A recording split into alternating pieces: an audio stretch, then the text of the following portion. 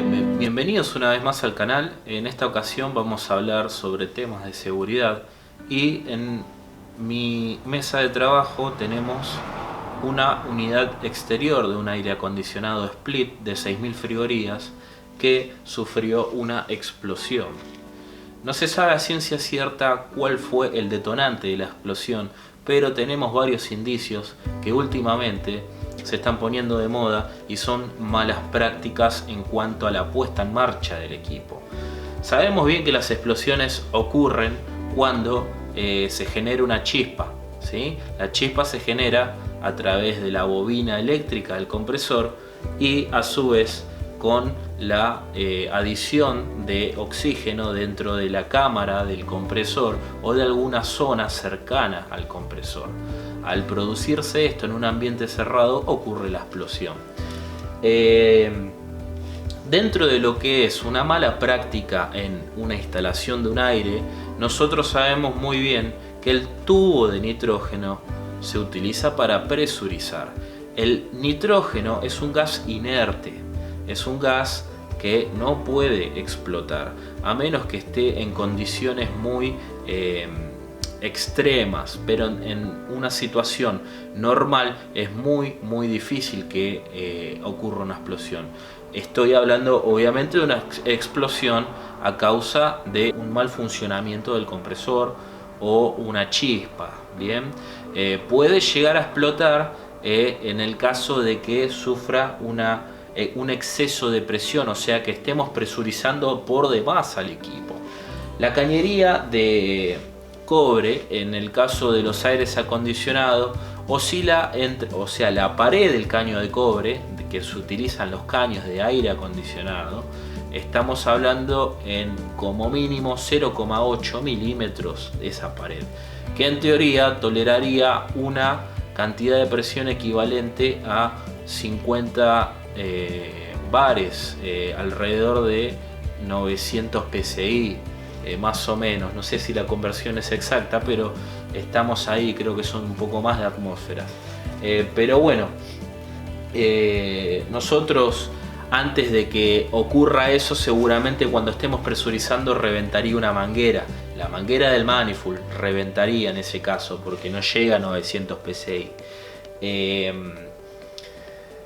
Generalmente lo que se trata de hacer a la hora de presurizar es presurizar con una presión más igualar o superar la presión de alta de trabajo del equipo para, en el caso de que tenga alguna fuga, poder revisar en exactitud si pierde por el lado de alta del circuito, ¿sí? Acuérdense que si yo presurizo a una presión por debajo de la presión de trabajo del equipo, corro el riesgo de que si no encuentro una fuga en esa presión, a una mayor presión el equipo pierda.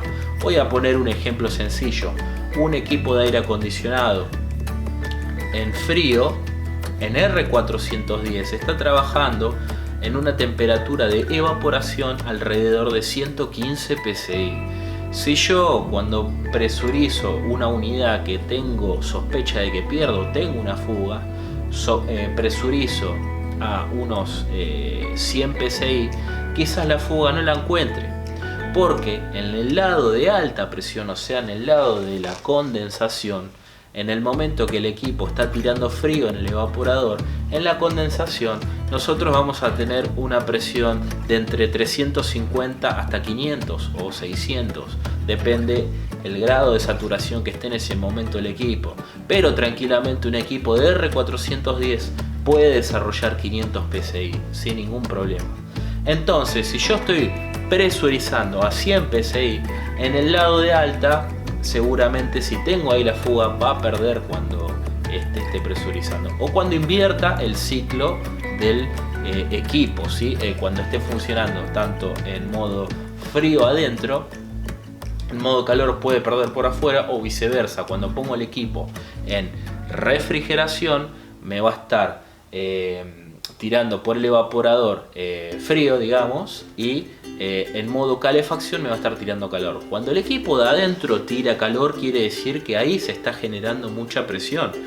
En el evaporador se está generando la presión de 500 psi y acá afuera, en lo que es la unidad exterior, se está generando los 115 psi. Volviendo al tema de por qué puede explotar un equipo. Bien, un equipo generalmente en este caso puede llegar a explotar porque la unidad se presurizó o con oxígeno, con aire comprimido, o se le recargó un gas que no es el adecuado para el equipo. Hay algunos antecedentes de que hay gente que utilizó gas natural para recargar o compensar el gas.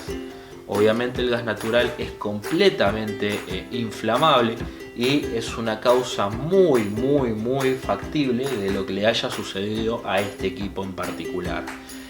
Porque la explosión, ahora vamos a ver qué ocurrió en el núcleo, en el centro del compresor. Bien, otro problema que puede tener es exceso de presión, o sea, hay algunos cilindros de nitrógeno que no tienen regulador. En ese caso hay que ponerle regulador para usar, porque mucha gente los utiliza con una válvula que es simplemente una reducción del tubo hacia lo que es la manguera, pero no restringe ningún tipo de presión. Bien, observando más en detalle el equipo, podemos ver que los gabinetes, el chaperío del gabinete sufrió bastantes deterioros, ¿sí? Ya de por sí nosotros sabemos que todos los agujeros que van agarrados a los tornillos están primero, para desarmar el equipo lo que tenemos que hacer es sacar la tapa superior. Bien, fíjense el detalle de cómo se arrancó y voló estando los tornillos puestos, ¿sí? De todo el gabinete están todos puestos, están todos arrancados, ¿ven? Así que imagínense la fuerza que tuvo que haber hecho esto para salir disparado así, ¿sí? De hecho tiene hasta incluso rajaduras. Pueden ver que en toda su superficie está así destruido. Bien, es un daño bastante importante. Así que bueno, vamos a retirar la tapa y vamos a ver lo que nos encontramos. Este equipo, esta unidad llegó en este estado, le falta todo lo que es la parte electrónica, pero lo que es la parte de mecánica sigue estando, ¿sí? Así que podemos observar, miren lo que es la válvula inversora, en qué estado quedó. Fíjense lo inflada que está esta válvula, ¿sí? Está toda deformada. Podemos ver acá que hay un caño arrancado también. Fíjense el estado de este caño, cómo está esto. Fíjense el estado del cobre de esto, ¿sí? Vamos a retirar un poco más lo que es el chaperío. Esta unidad obviamente ya no tiene ninguna utilidad. Vamos a sacar la funda aislante del compresor. Está como fogonada, está como quemada también. Y podemos ver la conexión de la descarga del compresor, en qué estado se encuentra. Fíjense esto, un detalle muy importante. No está directamente, desapareció. Esta es la descarga del compresor rotativo en este caso, ¿sí? Fíjense que directamente no está. Se desoldó directamente de la base de acero del compresor, ¿sí? Así que fíjense que también la parte de la entrada de la válvula también voló, ¿sí? Fíjense que acá quedó el capilar nada más. Fíjense esto. Esta pieza iría en esta posición así, pero está completamente deformada. Fíjense cómo está ahí. Esto es típico de una explosión. Forma esta especie de hojas, de pétalos de flor. Las explosiones forman este tipo. Ahora imagínense esto volando a 750 psi, a 900 psi, a la velocidad, a una velocidad que el ojo humano no la percibe. Esto se te clava en la piel, hace desastre. Es peligrosísimo esto. podemos ver cómo se arrancó también el robinete, cómo quedaron los robinetes. Queda un pedazo de caño nada más de succión.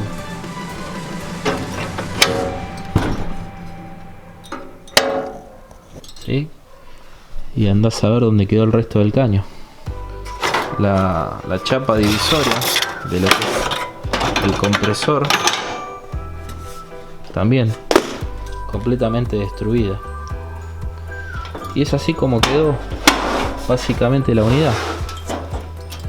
Mucho más no se puede hacer. Las paletas, las aspas del forzador también quedaron destruidas, completamente inservible. Fíjense acá estos detalles así de que se golpea un caño con otro en esa brusca explosión que genera. Acá tengo otro pedazo de caño también. Fíjense el detalle este, cómo quedó. ¿Sí? Esto es parte del compresor. Por eso hay que tener mucho cuidado con estas cosas. Bueno, la serpentina en sí está completamente... Fíjense acá, hay pedazos de caño de cobre metidos. ¿Sí? No se llega a apreciar bien, pero es muy violenta la explosión que genera. Así que imagínense la gente, el instalador, lo que sufre al momento de una explosión. Si está arriba de una escalera, también vuela. Así que es muy importante hacer buenas prácticas. Bien, para ir cerrando un poco el tema y ver un poco lo impresionante que ocurre una explosión, repasemos un poco las medidas de seguridad que tenemos que tener a la hora de manipular un equipo. Lo primero y lo indispensable sería tener gafas de seguridad y guantes. El tubo de nitrógeno debería contar con su regulador de baja, media o alta presión de acuerdo al caso y el tipo de refrigerante que estemos utilizando. Es importante presurizar siempre con nitrógeno y solamente con nitrógeno. En algún que otro caso podemos utilizar el mismo refrigerante del equipo y siempre manteniendo las presiones de trabajo adecuadas. También es muy importante realizar las tareas cuando el compresor está detenido. No podemos ni presurizar ni encender un compresor en estado de presurización, ¿sí? Ya que los gases que se utilizan para dicho propósito no son compresibles. Nunca utilizar oxígeno, tampoco utilizar aire comprimido, ni mucho menos reemplazar el gas refrigerante con gas natural. Esas son todas las posibles fallas que puede llegar a ocasionar este tipo de problemas y por sobre todo causan la muerte. Bien, para más consultas o temas relacionados con la seguridad y la buena manipulación pueden visitar nuestra página web en donde van a encontrar más contenido e información acerca de los cursos que brindamos. Instituto América está ubicado en la calle O'Brien 1245 frente a Radio Estudio Constitución. Nos vemos en el siguiente video.